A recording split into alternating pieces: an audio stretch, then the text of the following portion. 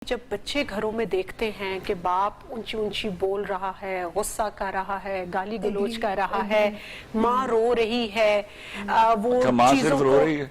हाँ?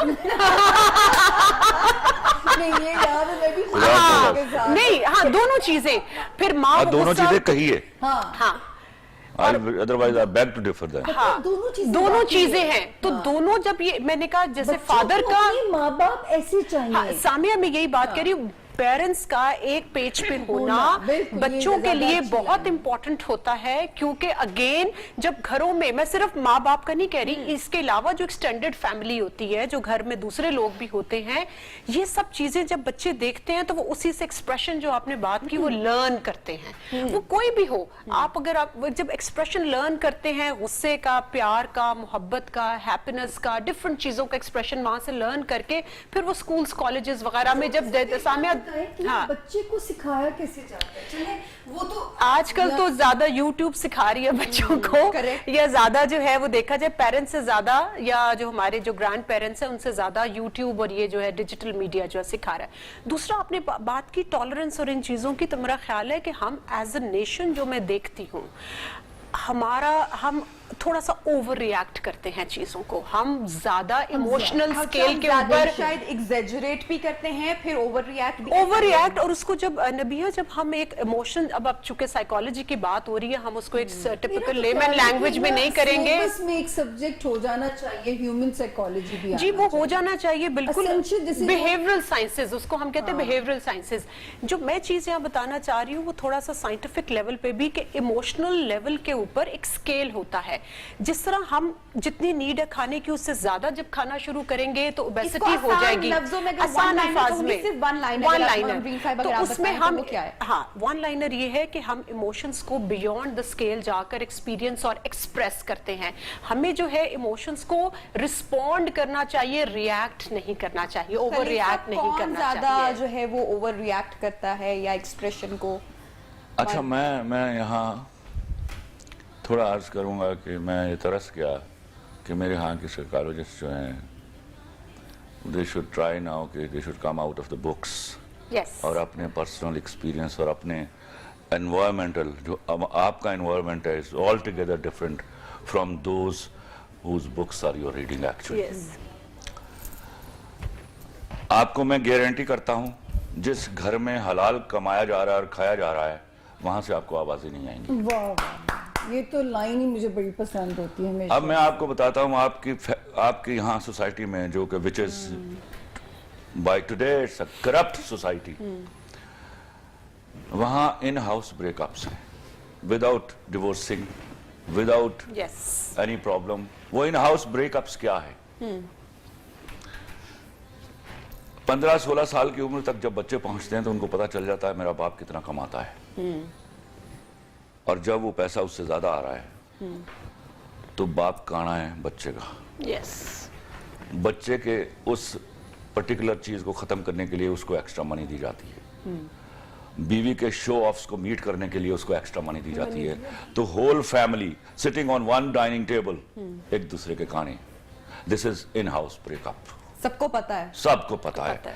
काना आदमी अपने उसूल और अपने राइट्स, अपनी पावर एक्सरसाइज नहीं कर सकता, कॉम्प्रोमाइज कर रहा होता है वो, या सब कॉम्प्रोमाइज कर रहे हैं, अपनी वो लेगेसी या वैल्यूज कॉम्प्रोमाइज कर रहे हैं वहां पे। तीसरा जो सबसे बड़ा एलिमेंट है, मैंने कहीं किसी शो में कहा भी, उसी में शायद इसमें झगड़ा हुआ कि तुम लोग ये जो मार्च निकाल रही हो, एक पहला मार्च ये निकालो ना, कुरान शरीफ हाथ में लेके बाहर निकलो, सबकी सब मुसलमान हो, या इस बात से मुकर जाओ कि मुसलमान नहीं हो, और कहो कि हम जो हमारा मर्द हलाल कमा के ला रहा है हम उसमें गुजारा करेंगे। खुदा की कसम, जब बीवी हलाल में गुजारा करने लगती है, मर्द करप्शन से रुक जाता है। अच्छा सर, यहीं पे सॉरी मैं आपकी बात में इंटरप्ट करना चाहूंगी, फिर मुझे डॉक्टर ताहिरा रुबाब साहिबा को भी शामिल गुफ्तगू करना है कि अगर हम लोग हमारा मीडिया ड्रामा भी देखें या अपनी मूवीज देखें, तो क्या उसके अंदर भी इस तरह के सब्जेक्ट्स नहीं लाए जाते हैं? 8 PM की जो स्लॉट होती है, पूरा पाकिस्तान रात को इकट्ठा एक खाने की मेज पर बैठकर देख रहा होता है। और अभी रिसेंटली हमने इस तरह के बहुत सारे ड्रामास देखे जिनको पैमरा की जानिब से बैन भी करने की कोशिश की गई, एक्स्ट्रा मैरिटल अफेयर्स भी दिखाए गए। پھر کیا جو گھر میں جو ایک کچے ذہن کا یا جو ایڈلٹس ہیں یا جو بڑے بزرگ ہیں جب وہ چیز دیکھ رہے ہیں تو کیا وہ وہاں سے پک نہیں کریں گے؟ وہیں سے وہ سوچ پھر کیا آپ کی سڑکوں پر نہیں جائے گی؟ اس بارے میں آپ کیا کہیں گے؟ آپ کو پتا ہے آپ کے ملک کے ساتھ ایک کھلواڑ کیا گیا پچھلے 15 سال میں. 15 سال میں ڈرامہ جو لکھا گیا, میں حیران ہوتا ہوں آپ لوگوں کے اوپر. آپ ایک سوال آپ نے گھڑا ہوا ہے جو مجھ سے ہمیشہ پوچھ لیتی ہیں, ساس, نند, بہو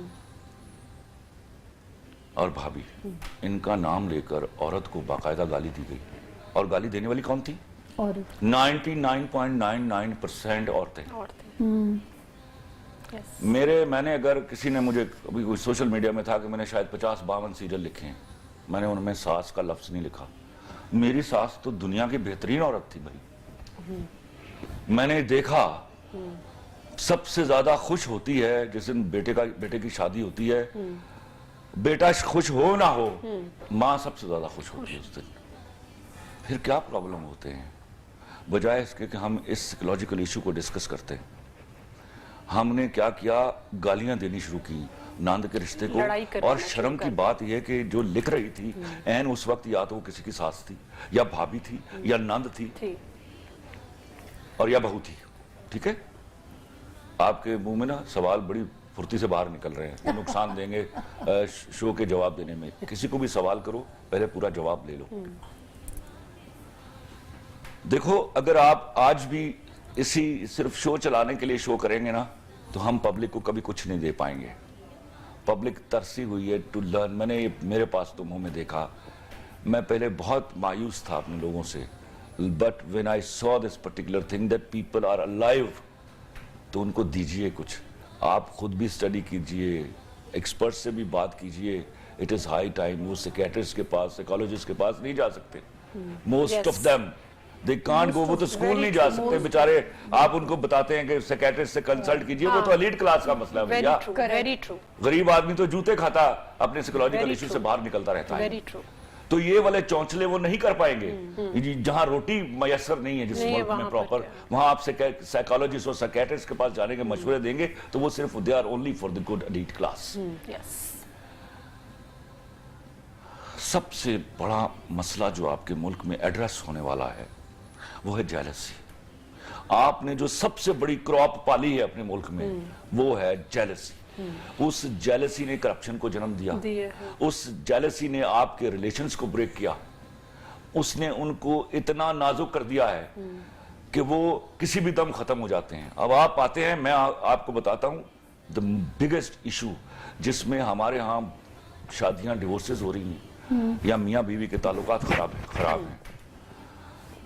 میں ان تمام باپ لوگوں کو ہاتھ جوڑ کے ریکویسٹ کرتا ہوں, اللہ کے واسطے جب بیٹی کی شادی کرنے لگے اس سے بیٹھ کر پوچھئے کیا تمہیں لڑکا پسند ہے. آپ 55 سال کے لیے اس کی زندگی کا فیصلہ کرنے والے ہیں. Who are you? یہ اس کو کرنے دیجیے. 50-55 سال کے لیے جب وہ ایک ایسے مرد کے پاس جاتی ہے جس کو وہ پسند ہی نہیں کرتی تو خدا کی قسم وہ بدلہ لیتی ہے. وہ بدلہ لینے کے لیے اس کو تلوار اٹھانے کی ضرورت نہیں. خوبصورت بات ہے یہ. This is the basic reason جس کی وجہ سے آپ کے ہاں ان ہاؤس ڈسٹرائل چل رہا ہے. خلیل صاحب میں یہاں پہ ایک چیز اور پوچھنا چاہوں گی. آپ نے بڑی پیاری بات کی اور اس بات کی دیکھیں اجازت تو ہمارا جو پہلی درسگاہ ہے یہ پہلا شرعی حق ہے لڑکی کا. تو اگین اگر ہم تھوڑا سا میں اپنی مدر کے ٹائم کی بات کروں تو اس ٹائم پہ پوچھے بغیر یا تھوڑا سا اور پہلے چلے جائیں تو لڑکی کی اجازت اتنی نہیں, مطلب کہ یہاں پہ گھونگھٹ اٹھائے اور پہلی بار دلہا دلہن ایک دوسرے کی شکل چلتی تھی, چاہے ناپسندیدگی بھی اس میں ہوتی, بجائے کہ آج جہاں پر لڑکا لڑکی ایک دوسرے کو شادی سے پہلے بھی ڈیٹ کرتے ہیں, فیملیز بھی جانتی ہیں, لیکن پھر بھی سوال وہی کہ پھر آج شادیاں کیوں ٹوٹ رہی ہیں. لو میرج اس کا اینڈ بھی کیوں, لوگوں کی امیدیں دیکھو لو میرج تو ہم نے نام رکھا ہوا ہے بھیا, ہمائیں اپنی کوجے پتر کا نام سونا رکھ دیتی ہیں, اس سے کوئی فرق نہیں پڑتا. یہ میاں بیوی کے شو آف ہوتے ہیں, ہاں جانو, وہ جانو نہیں ہوتا, وہ باہر کہنے کی کیا ضرورت ہے, وہ اندر کمرے میں کہو نا.